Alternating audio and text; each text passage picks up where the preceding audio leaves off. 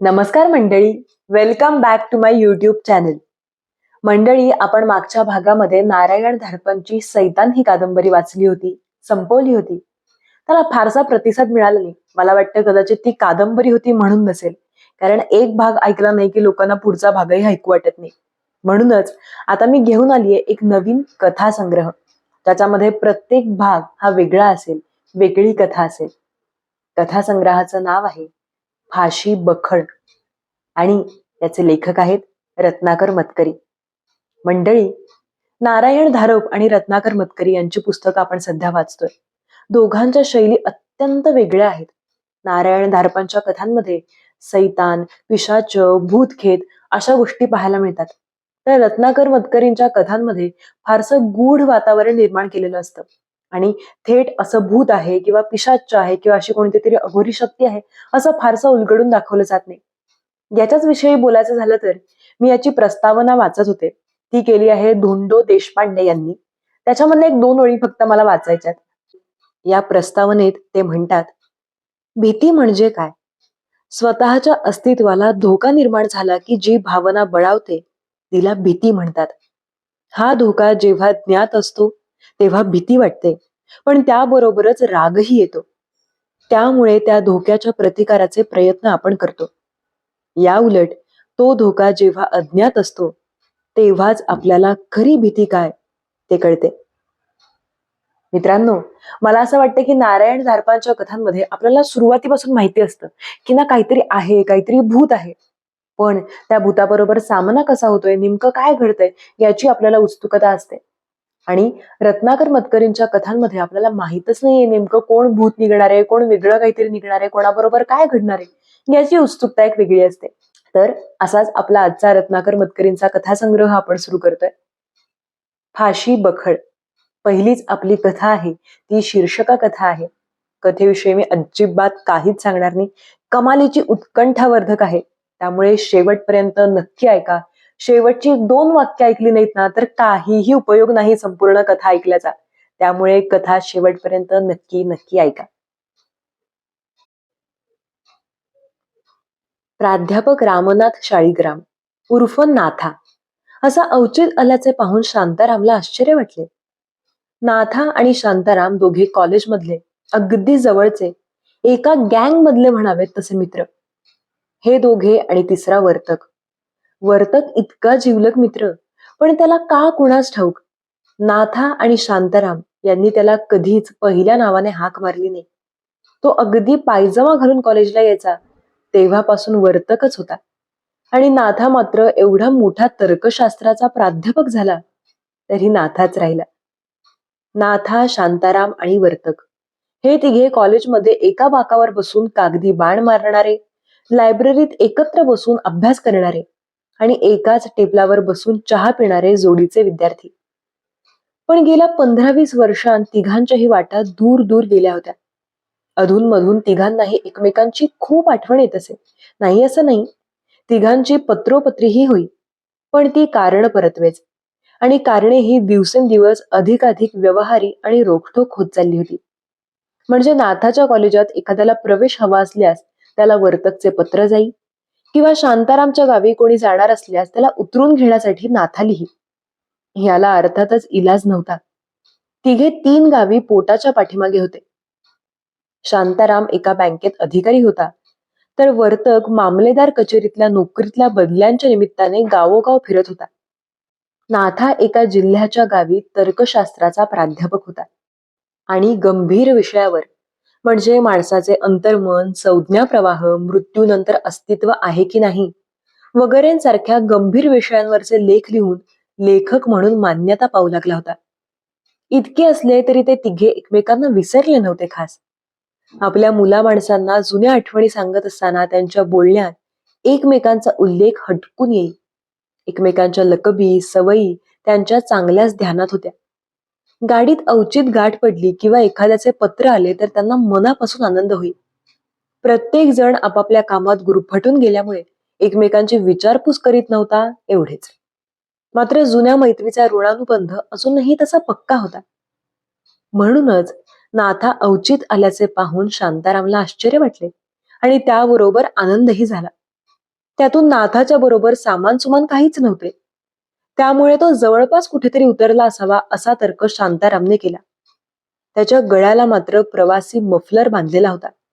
त्यावरून तो नुकताच गाडीतून उतरल्यासारखा दिसत होता. शांतारामने त्याच्या जेवणा खाण्याची चौकशी केली. नाथाचे सगळे झाले होते आणि आता पाणी सुद्धा प्यायला त्याच्या पोटात जागा नव्हती. मग शांतारामने अधिक आग्रह केला नाही. एकतर घरात त्याच्याशिवाय दुसरे कुणीच नव्हते. वेळ रात्रीची होती आणि तो स्वतःच खानावळीतून जेवून येऊन झोपण्याच्या तयारीत होता. त्यातून धडपड करून चहा केला असता तरी एकदा नाही म्हटल्यानंतर नाथाने प्राण गेला तरी तो घेतला नसता. नाथाचा स्वभाव शांतारामला चांगलाच ठाऊक होता. आज तो तर्कशास्त्राचा प्राध्यापक झाला होता, पण कॉलेजमध्ये असल्यापासूनच त्याची मते निश्चित असत. ती सहसा बदलत नसत. अत्यंत विचारपूर्वक तो आपली मते बनवित असे, त्यांना नेटाने चिकटून राहत असे आणि चार चौघात तो आग्रहीपणे ठाशीवपणे मांडितही असे. त्याची मते आणि त्याचे भेद कधी पुन्हा पुन्हा बदलत नसत. राहणारच नाही इथेच, मी तुझी झोपायची व्यवस्था करतो, शांताराम म्हणाला. नको, मी लगेच परत जाणार, नाथा ठामपणे म्हणाला. परत? एवढ्या रात्री? काय वेळ लागलाय का? शांतारामने आश्चर्याने विचारले. पण त्याच्या आश्चर्याचा नाथावर बिलकुल परिणाम झाला नाही. मला गेलंच पाहिजे, तो शांतपणे म्हणाला. पण तुला काही सांगायचं होतं म्हणून एवढ्या घाईत आलो. शांतारामचा सगळा आग्रह गळून पडला, असे आजवर नेहमीच होत आले होते. शांतारामचा स्वभाव पडखव होता. नाथा म्हणेल त्याप्रमाणे त्याचे मत बदलायचे. तो कधीच विरोध करीत नसे. आत्ताही असेच झाले. काय सांगणार आहेस? शांताराम मवाळपणे म्हणाला. तू कसल्या अडचणीत आहेस का? त्याच्या प्रश्नाकडे नाथाने सोयीस्कर दुर्लक्ष केले.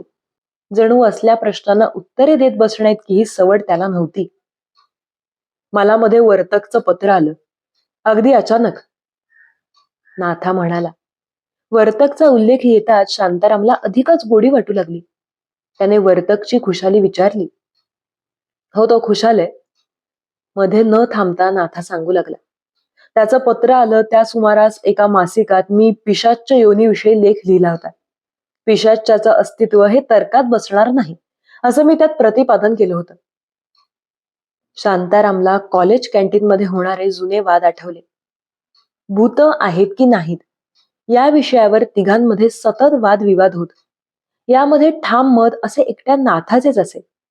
भूते नाहीत असे शांतारामचे मतही अर्थात त्याच्यासारखेच असे. पण दोघांना चिडवण्यात वर्तकला गंमत वाटत असे. तो मुद्दाम भूत आहेत असं म्हणायचा. आपल्या विधानाला पुष्टी येण्यासाठी इकडच्या तिकडच्या खऱ्या खोट्या गोष्टी दडपून द्यायचा. वर्तकनं पत्रातून माझ्या त्या लेखाचा उल्लेख केला होता आणि वर चिडवल्यासारखं लिहिलं होतं. तुम्ही लोक अनुभव नसताना गप्पा मारता की भूतभीत सब झुटे असं. छाती असेल तर आमच्या गावाला येऊन स्वतःच बघून जा. एक एक जागा अशा दाखवतो की पाहून भीतीने छाती फाटेल म्हणे. नाथा बोलत होता आणि शांताराम ऐकत होता. ऐकता ऐकता नाथाकडे, त्याच्या बोलण्याच्या आवेशाकडे लक्षपूर्वक पाहत होता. बोलताना नाथाचे हातवारे होत होते त्याची त्याला गंमत वाटत होती. नाथा गिड्डा जाडगेला होता. वर्णानेही काळसर होता. त्या काळसर चेहऱ्यावर त्याचे मोठे डोळे अधिकच उठून दिसत. त्यात तो चष्मा, जाड काचांचा, काचांच्या कडांना मोठमोठी वर्तुळे, त्यातून त्याचे मजेशीर हातवारे. बोलता बोलता मध्ये चष्मा काढून पुन्हा तो लावण्याची गमतीदार सवय. नाथाच्या विक्षिप्तपणाची शांतारामला नेहमीच गंमत वाटत आलेली होती आणि असे असतानाही नाथाच्या गांभीर्याचे दडपणही त्याच्यावर पडत आले होते. मी वर्तकचं आव्हान स्वीकारायचं ठरवलं. डोळ्यांवरचा चष्मा काढून मफलर सारखा करीत नाथा म्हणाला. मी लगोलग त्याला पत्र टाकलं की गावी कधी येऊ तुझ्या ते बोल. माझी खात्री होती की त्याच्या गावातले जिवंत गुंडच काहीतरी बदमाशी. रात्र फार झाली होती. नुकतेच 11चे टोले पडून गेले होते. शांतारामच्या डोळ्यांवरची झोप आता चांगलीच उडाली होती. बाहेर सारे शांत झाले होते. दूरवर अधूनमधून एखादे कुत्रे विव्हळत होते तेवढीच जाग. खिडकीचे तावदान वाऱ्याने अधूनमधून आपटत होते. वाऱ्याचा झोत आत आला की छताला टांगलेला दिवा झोके घेई आणि सगळ्याच वस्तूंच्या सावल्या आपले हातपाय पसरत पुन्हा आखडून घेत. चष्मा पुन्हा नाकावर बसवीत आणि हातवारे करीत नाथा म्हणाला, शेवटी एकदा जायचा दिवस ठरला. गाडी ठरली. वर्तकनं मला स्टेशनवर उतरून घ्यायला याचं कबूल केलं होतं. पण गाडी कधी नव्हे ती स्टेशनवर ठरलेल्या वेळेच्या चांगली पाऊण तास आधी आली. हातातली बॅग सावरीत आणि आपल्या गिड्ड्या शरीराला झोले देत प्राध्यापक शाळीग्राम उर्फ नाथा त्या आडवाटेच्या स्टेशनवर उतरला. स्टेशनवर उभे राहिल्या त्याने बॅग खाली ठेवून नॅपकिन बाहेर काढला आणि आपली गिड्डी मान, घामेजलेलं कपाळ, टक्कल सारं एकदा खसखसून पुसून काढलं. गाडी थांबली न थांबली एवढ्यात चालू झाली. गाडीत काहीतरी राहून जावं तसं नाथानं दचकून गाडीकडे पाहिलं. उगाचच. धगधग करीत गाडी स्टेशन बाहेर चालती झाली.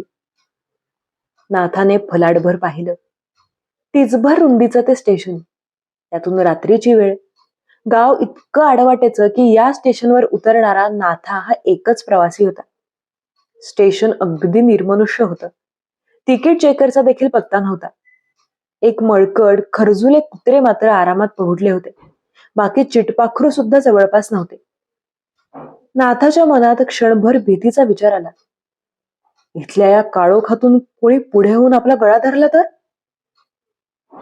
खरे म्हणजे नाथाला उतरवून घ्यायला वर्तक येणार होता, पण त्याचा तर पत्ताच नव्हता. याला अर्थात त्याचाही इलाज नव्हता. गाडीत जिथे अनपेक्षितपणे लवकर आली होती तिथे तो गाडीच्या वेळेवर कसा येणार? नाथाने अस्वस्थपणे घड्याळ पाहिले. गाडी चक्क पाऊण तास लवकर आली होती. आता वर्तकची वाट पाहत पाऊण तास इथे या काळोखात एकट्याने काढायचा म्हणजे कठीण कर्म होते. या भिकार फलाटावर तर बसायला धड बाक देखील नव्हता. नाथाने अस्वस्थपणे इकडे तिकडे फेऱ्या घातल्या आणि अखेरीस निर्णय घेतला. त्याने कोटाच्या खिशातली डायरी काढली आणि वर्तकचा पत्ता वाचला. पत्ता तसा सविस्तर लिहिलेला होता. नाथाने तो नीट ध्यानात ठेवला. डायरी खिशात टाकली आणि बॅग उचलून काळोखात पाऊल टाकले. चालता चालता त्याच्या मनात आले, कसल्या भिकार गावात हा वर्तक पोटा पाठीमागे आलाय. धड रस्ते नाहीत, कुठे वाहने नाहीत की पुरेसे दिवे नाहीत. वेळ रात्रीची असल्यामुळे टांगा तर सोडाच, पण एक बैलगाडी सुद्धा स्टेशन बाहेर उभी नव्हती. आणि असणार तरी कशाला? त्या किरकोळ स्टेशनवर पॅसेंजर फारसे उतरतच नसत. शेवटी नाथा पायी पायीच निघाला. एका हातात बॅगचे ओझे सांभाळीत, अंधारातून लाल मातीचा रस्ता तुडवीत. वर्तकने लिहून पाठविलेल्या सगळ्या खुणा त्याने नीट ध्यानात ठेवल्या होत्या. डावीकडून सरळ जायचे, मग एक पिंपळाचा पार लागेल. तिथे वळल्यानंतर 5-7 मिनिटांच्या अंतरावर एक छोटेसे बंगलीवजा घर होते. ते वर्तकचे. पण 15 मिनिटे चालून देखील नाथाला ती बंगली लागली नाही. सगळी बैठी कौलारू घरं किंवा मोकळ्या जागा. खुणा तर बरोबर लक्षात ठेवल्या होत्या. पारापर्यंतचा रस्ताही बरोबर होता. मग पुढे कुठे वळताना चूक झाली की काय? बरे रात्री कुणाला उठून विचारावे तरी पंचायत. घरे देखील शहरासारखी रस्त्याच्या कडेला लागून नव्हती. घरासमोर कुंपण, मग अडचणीच्या वेड्या वाकड्या वाटा, वाटेत दगडधोंडे, कुठे कुठे तर दारात आड सुद्धा, मग पायऱ्या, ओटा असा खेडवळ कारभार. आज झोपलेल्या माणसाला उठवणे म्हणजे कठीण काम.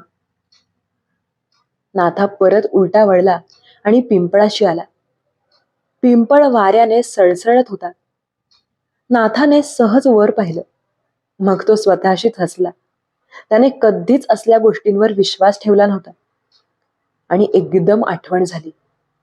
आज अमावस्या. एरवी नाथाला तिथ्या बिथ्या काही ठाऊक नसत, पण आज निघतानाच कोणीतरी म्हणालं होतं, मुद्दाम औसेच्या दिवशी कशाला प्रवासाला निघताय? आता मात्र नाथाला स्वतःची चीड आली. आपल्यासारखा नास्तिक प्राध्यापक आणि अमावस्या, पिंपळ असल्या गोष्टींचा विचार करतो. आणि तरीही त्याने हातातल्या घड्याळाकडे पाहिलं.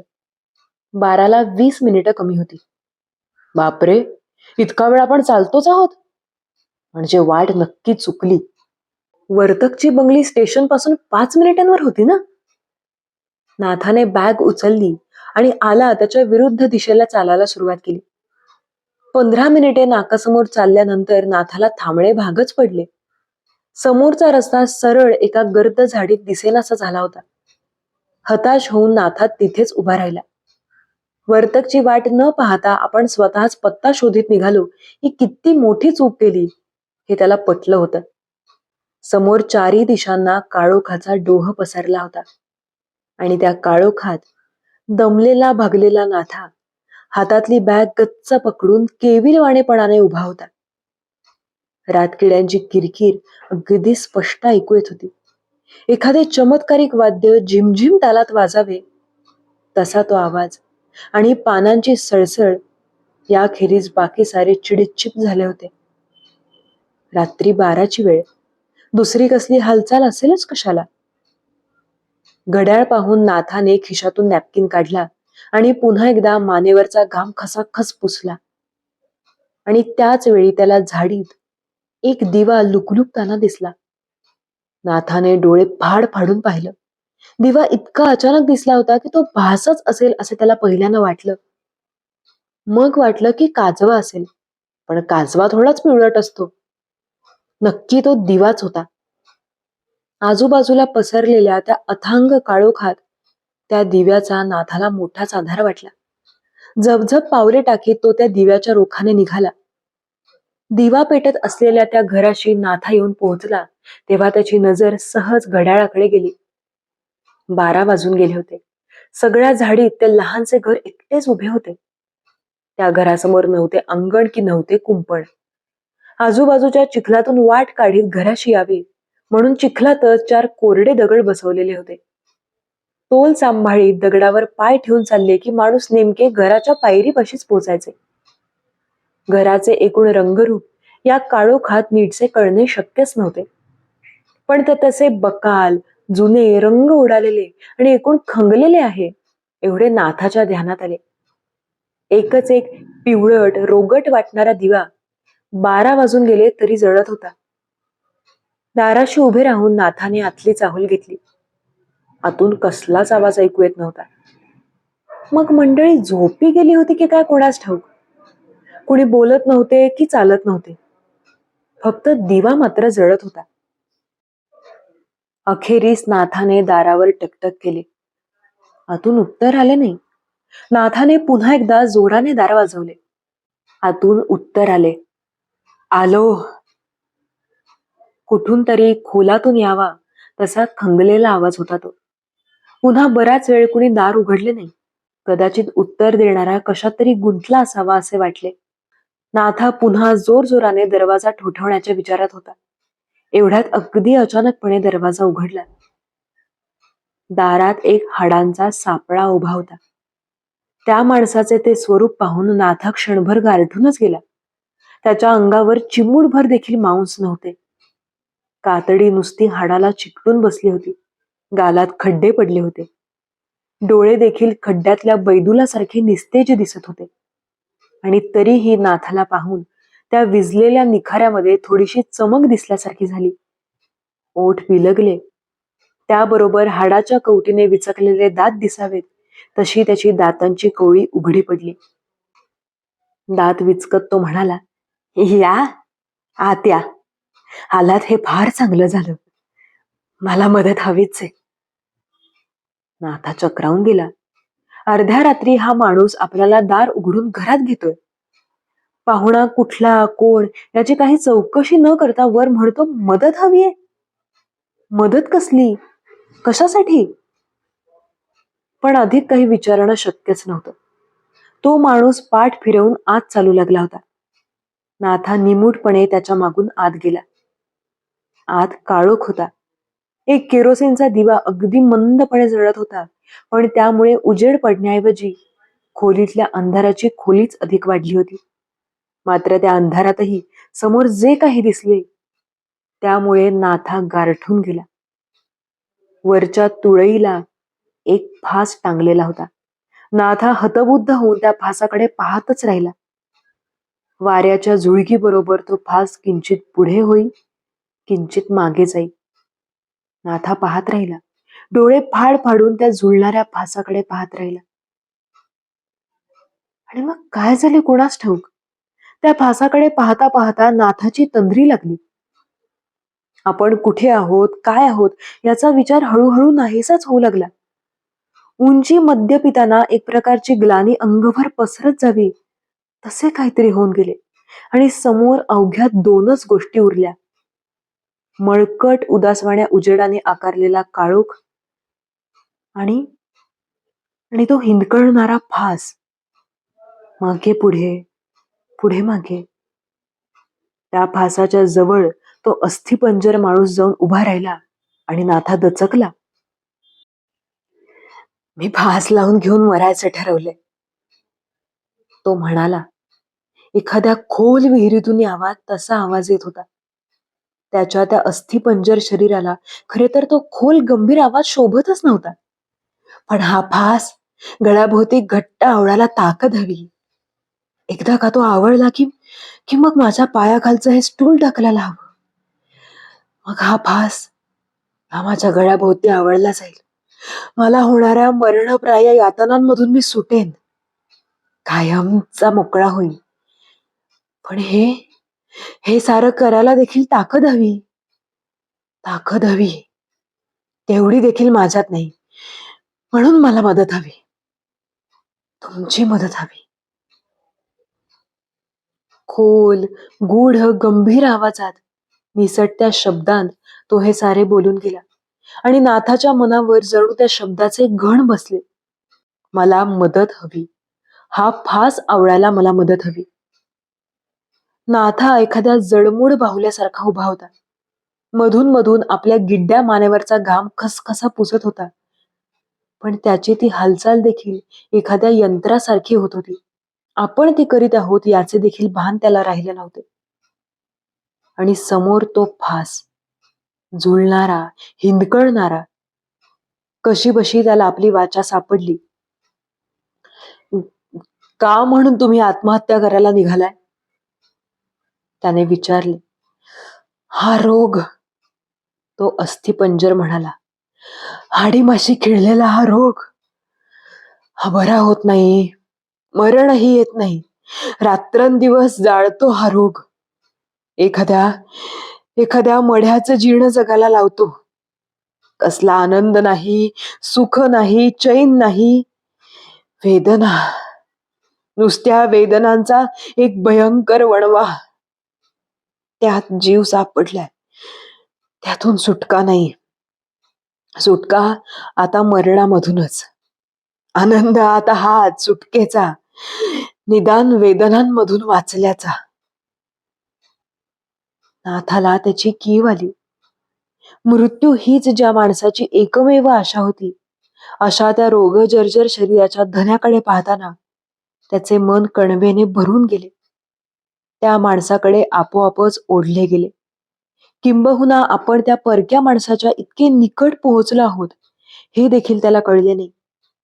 एखाद्या कळसूत्री बाहुल्याप्रमाणे स्वतःच्या इच्छेविरुद्ध तो त्या माणसाच्या जवळ जाऊन पोहोचला. मघापासूनच्या हिंदकळणाऱ्या फासाची त्याला एक प्रकारची धास्ती वाटत होती.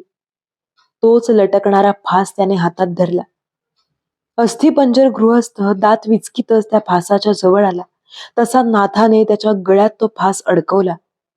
त्याचा गळा इतका अरुंद आणि उभट होता की एखाद्या माणसाच्या गळ्यात आपण हा फास अडकवित आहोत असे नाथाला वाटतच नव्हते. एका कृश अरुंद हाडांच्या सांगाड्याला आपण दोरात अडकवून टाकले असेच त्याला वाटले. थँक्यू, तो माणूस ओठातल्या ओठात पुटपुटला. नाथाने फास आवळला, गच्च आवळला, आणखी गच्च. एका विलक्षण तंद्रीत त्याने त्या माणसाची अपेक्षा क्षण दोन क्षणात पूर्ण केली. आता तो माणूस त्या दोराला लटकू लागला होता. मध्येच स्टुलावरून पाय सोडून देई आणि दोराबरोबर इकडे तिकडे फिरे. नाथाने लक्षात ठेवून त्याच्या पायाखालचे स्टूल ढकलून दिले. तो अस्थिपंजर वर हवेतल्या हवेत तरंगू लागला. आता त्याचे पाय कुठेच टेकू शकत नव्हते. दोरीची गाठ सरकली आणि मानेवर पक्की बसली. दुसऱ्याच क्षणी तो माणूस हवेत चार बोटे खेचला गेला आणि दोरीचा फास त्याच्या मानेभोवती अगदी घट्ट रुतून बसला. भारून गेल्यासारखा नाथा त्या दृश्याकडे पाहत होता. आजवर त्याने फाशी जाणारा माणूस कधीच पाहिला नव्हता. त्यातून स्वतःच्या हाताने फाशी दिलेला तर सुटला बिचारा. सगळ्या जगाच्या दुःखातून, स्वतःच्या रोगजर्जर अवस्थेमधून, त्या पिचलेल्या अस्थिपंजरामधून एक जीव मोकळा झाला. आपणच त्याला मोकळे केले. एका झोक्यासरशी दोरीची माळ गळ्यात टाकून. नाथानं स्वतःचा गळा चाचपला. मान चाचपली.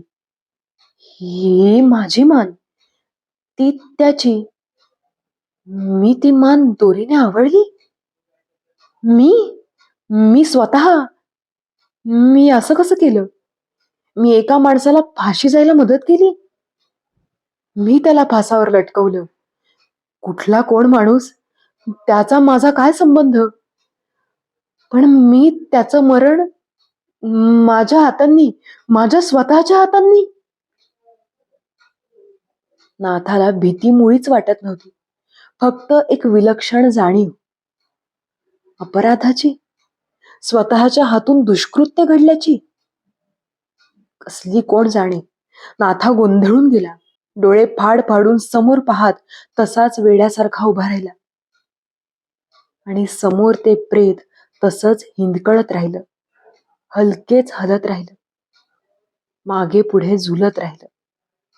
अपुऱ्या प्रकाशात त्याच्या निस्तेज डोळ्यांच्या गारगोट्या आणि बाहेर आलेली जीभ त्याला बघवत नव्हती. आणि तरीही नाथा पाहत उभा होता. भारल्यासारखा समोर एकटक पाहत उभा होता. त्याचा एक हात मानेवरून एकसारखा फिरत होता. वर्तकला नाथा सापडला तो त्याच अवस्थेत, तारवटलेल्या डोळ्यांनी समोर पाहत. त्याला आजूबाजूची कसलीही शुद्ध नव्हती. शरीरही जवळजवळ निश्चल होतं. ते रात्रभर तोलणं पायांना अशक्य झाल्यामुळेच की काय नाथा जमिनीवर कोसळला होता. नजर मात्र समोर होती आणि सारं शरीर निश्चल असताना एक हातच तेवढा गिड्ड्या मानेवरून वारंवार फिरत होता. समोर काहीही नव्हतं. बॅग धुळीत पडली होती. वर्तक रात्री स्टेशनवर जाऊन आला होता. पुन्हा सकाळच्या गाडीला जाऊन आला होता. नाथा आलेला नाही अशी त्याची खात्री झाली होती. आणि सहज आपले दुसऱ्या एका कामासाठी वाट वाकडी करून फाशी बखळीवरून जातो तर तिथे झपाटलेला नाथा. नाथा, अरे नाथा! वर्तकने 4 हाका मारेपर्यंत नाथाच्या कानावर काही गेलंच नाही. वर्तक घाबरला. त्याने नाथाला जोर जोरात हलवलं. अखेरीस नाथा हलला. हं हं करू लागला. उठ, इथे काय करतोयस? या या उघड्या बखळीत? चल, ही घे बॅग. त्याने नाथाला जाग आणण्याचा प्रयत्न केला. नाथाला नीटसं काही समजत नव्हतं, पण आता त्याची नजर थोडीफार आजूबाजूला फिरू लागली होती. त्याने पाहिलं तर चांगलं फटफटीत उजाडलं होतं. अवतीभोवती सारं काही मोकळं होतं आणि मोकळ्यावरचे गारगार वारे कानशिलांना झोंबत होते. त्याला काही कळेनासं झालं. मी त्याला तो तो हात मानेवरून फिरवून तो वर्तकला सांगत राहिला.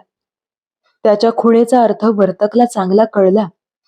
समजलं समजलं, घरी चल. लहान मुलाची समजूत काढावी तसा तो नाथाला समजावू लागला. आल्या आल्या हात दाखवलेला दिसतोय त्याने तुला. बरोबर, काल अमावस्या. दर अवसेला दिसतो तो. आजाराला कंटाळून आत्महत्या केली, पण मोह काही सुटला नाही जगण्याचा. इतकी वर्ष झाली, त्याच्या घराचा दगड देखील आज शिल्लक नाही. पण अजून हा दर अवसेला फास लावून घेताना दिसतो. जवळ येईल त्याची मदत मागतो. त्याला भारून टाकतो. अरे बाबा, म्हणून तर या जागेला फाशी बखळ म्हणतात. वर्तक परोपरीनं नाथाला सांगत होता, पण त्यातलं कितपत नाथाला समजत होतं कुणास ठाऊक. तो आपला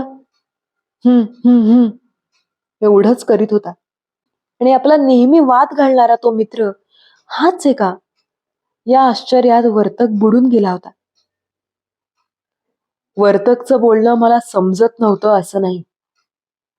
प्राध्यापक शाळीग्राम उर्फ नाथा टेबलावर हात आपटीत शांतारामला म्हणाला, पण मी घेतलेला अनुभव इतका ताजा होता आणि इतका अस्सल होता की तो खोटा मानायला माझं मन तयार नव्हतं. एखादं अगदी खरं वाटणारं स्वप्न पडावं, आपण त्यातून जागं व्हावं आणि तरीही ते स्वप्न रेंगाळत राहावं, नीटची जागच येऊ नये, तसं माझं झालं होतं. घेतलेला अनुभव आणि रोजचा व्यवहार हा सुपर इम्पोज केलेल्या छायाचित्रासारखा एकावर एक उमटला होता. त्यातून मनाची टोचणी चालूच होती. आपण एका माणसाला मरू दिला, फासावर लटकावला, हे मनाला खातच होतं. वर्तक परोपरीनं सांगायचा की तो माणूस नव्हता, ते भूत होतं. मलाही ते पटू लागलेलं होतं, पण तरी खरं काय खोटं काय काही कळेनासं झालं होतं. दोरी दिसली की ते सारं आठवायचं. मग हाताचा चाळा सुरू व्हायचा. सहज दोरीची गाठ मारली जायची. वर्तकच्या घरात मुलीची खेळातली उड्या मारायची दोरी होती. तिच्याशी चाळा सुरू व्हायचा. वर्तक रागवायचा, तुला काही वेळ लागलाय का म्हणून खेकसायचा. मी त्याच्यावर चिडत नसे. माझं वागणं देखील शहाणपणाचं नव्हतं हे माझं मलाच कळत असे, पण दोरी पाहिली की ती रात्र डोक्यात फिरायची. आणि गंमत बघ ना, घरात सगळीकडे दोऱ्या. चिकाच्या पडद्याला दोरी, ताक घुसळायला दोरी, आंघोळ करायला घरामागच्या विहिरीवर जावं तर चांगला जाडजूड दोरखंडाचा गच्च फास.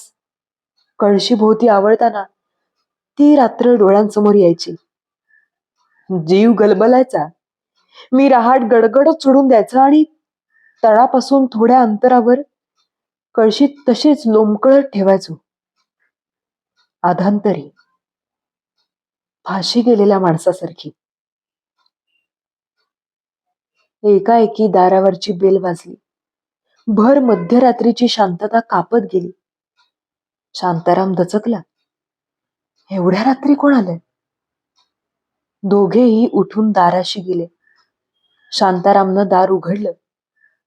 दारात तारेचा शिपाई उभा होता. सही करून शांतारामने तार घेतली. तो गेला. तारेखाली वर्तकची सही होती. वरचा मजकूर वाचून शांताराम ओरडला, खोट आहे हे हे हे हे साफ खोट आहे. खरंय शांताराम, प्राध्यापक शाळीग्राम उर्फ नाथा म्हणाला. पुरावा हवा? त्याने आपल्या गिड्ड्या मानेवरचा मफलर बाजूला केला. तिथे रहाटाच्या दोरखंडाची जाडजूड लालसर खूण होती.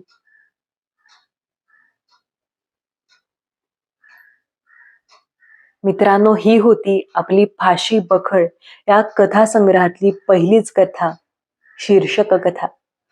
रत्नाकर मतकरींच्या कथांमध्ये शेवट इतका ओपन एंडेड असतो, उघड ठेवलेला असतो की त्यातून आपण कोणताही निष्कर्ष आपल्याला हवा तसा काढू शकतो. माझ्यासाठी 2 अंदाज आहेत. पहिला अंदाज आहे की नाथाने स्वतःला गिल्ट पायी किंवा तो धक्का पचवता आला नाही म्हणून स्वतःलाच फाशी लावून घेतली, किंवा तो जो काही आत्मा होता त्याने असंच नाथाला भुलवून त्यालाही फाशी घ्यायला लावली. यातलं तुम्हाला काय वाटतंय हे कमेंट करून मला नक्की सांगा. आणि अर्थातच असंच आता शांताराम बरोबर पण काही होणार आहे का? तुम्हाला काय वाटतं? तुमचा काय अंदाज आहे तो कमेंट करून मला नक्की सांगा. असे विचित्र अनुभव ऐकायला, असं विचित्र काहीतरी निष्कर्ष ऐकायला मला प्रचंड आवडतं. आणि अर्थातच वाचन आवडलं असेल तर व्हिडिओला लाईक करा, तुमच्या प्रतिक्रिया कमेंट्समध्ये लिहा आणि चॅनलला सबस्क्राईब करायला अजिबात विसरू नका. भेटूयात पुढच्या भागात, पुढच्या कथेमध्ये. तोपर्यंत धन्यवाद आणि थँक्यू.